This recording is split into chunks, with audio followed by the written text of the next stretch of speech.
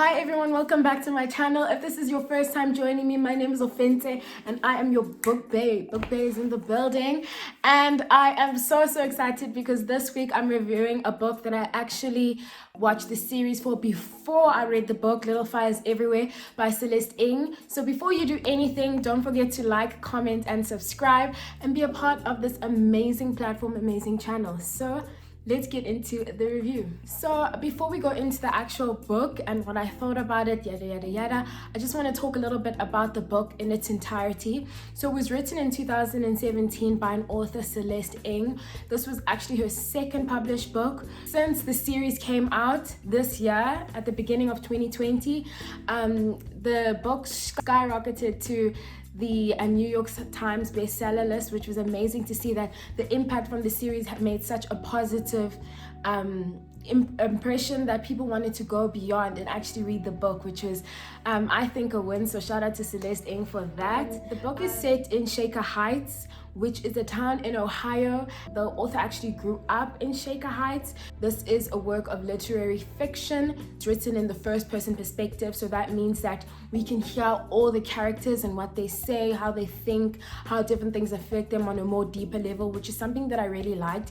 Every single character in the book has some form of character development. The book starts with the end. The Richardson's house is on fire and they're basically standing in front of it and just watching it burn down. Now the actual synopsis of the book, it's basically about two families meeting when a mysterious mother and daughter, Pearl and her mother Mia, come out of town to rent an apartment rented out by the Richardson family, who are very affluent, very rich. I would say they're like your nuclear family, but they just have more children, very wealthy. So this apartment was actually passed down to Elena, Mrs. Richardson, who rented out to people that she feels like are good people. Elena, she really does have this, I would think about it as a white savior complex, because she's always trying to be the person that's helping people, but she weaponizes this thing against them as well. So I would say that in a couple of videos ago, I read the book, The Subtle Art of Not Giving a and the author writes about how there's two different types of entitlement. Now, one of the types of entitlement, I thought that Elena is definitely the perfect example of that. Now, this is the type of entitlement where people think that if they treat you a certain way, then you, by virtue of them treating you this way, you have to treat them back in a similar way or a better way. So Elena is definitely like that. She is somebody who doesn't do something because she just wants to do it from the goodness of her heart. She definitely does it because she wants something out of it, or she wants to be able to say, okay, in future when I need this person, I'm gonna call in a favor. So, but very complex characters from the beginning. We have the Richardson clan, that's Mr. Richardson, Mrs. Richardson, and their 4 children, 2 girls, 2 boys, Lexi, Trip, Moody, and Izzy, in that order. And Izzy is this, this live wire. She's just hectic. She's just herself, and she doesn't necessarily fit in with her family that's kind of like super perfect and just a product of this environment, which is Shaker Heights, where people follow rules, people adhere to regulations, and it's very important that you present yourself in a particular way. I would think that it's an idea, suburbia on steroids, where people just always want to put their best foot forward and always appear a certain way to the public, even if it's not necessarily how they are or who they are, but this image is the most important thing that they'd like to uphold. So, and then Mia and Pearl come along and she meets Mia, who actually ends up working in their household. She does some cooking and cleaning for the family while she is also a full-time artist, but because they move around so much, Mia finds herself picking up just a lot of odd jobs along the way just to make ends meet. So she ends up working for the Richardsons,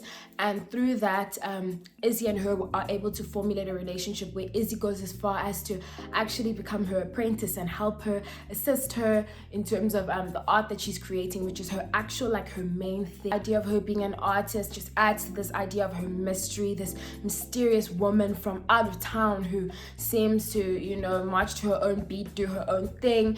And this unnerves Mrs. Richardson, where she doesn't really understand how someone can be so comfortable with not being like everyone else, not assimilating. And like Mrs. Richardson so badly wants to come in and help Mia, and Mia's just, she's okay. Like, she doesn't necessarily need Mrs. Richardson's help, but she understands that Pearl is now friends with the Richardson kids, so both of them getting along would just make sense. There are so many characters, but generally the thing that I really enjoyed, and what I'm enjoying with in terms of just the literary fiction books that I've read up until this point, this first person narrator that gives you insight into what everybody's thinking. It's not like one particular character and that's it. Like, we have this insight from all angles, and that was something that made the book and the writing rich. And then a lot of the themes that I picked up in the book were race, class, identity, abortion, race, sexuality, family dynamics, and how some of the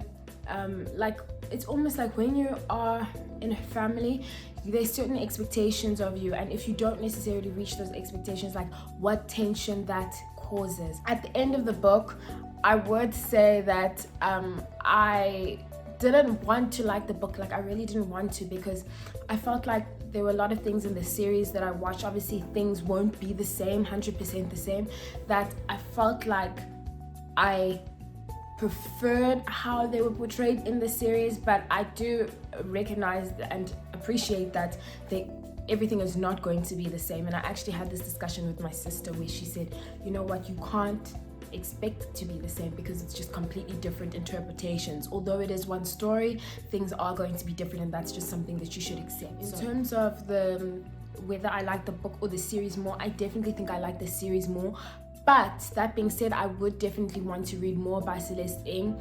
A lot of the time I felt like the book read a little bit slow, so I would get a little bit bored sometimes, because I felt like because I knew the story, I was just waiting, like, okay, thinking in my head, when is this going to happen, and when is this going to happen, and how is this going to happen, the whole time. So that definitely impacted my reading experience in terms of a little fires everywhere. However, that being said, I do see that Celeste Ng is a very talented writer, and would like to give her writing a chance.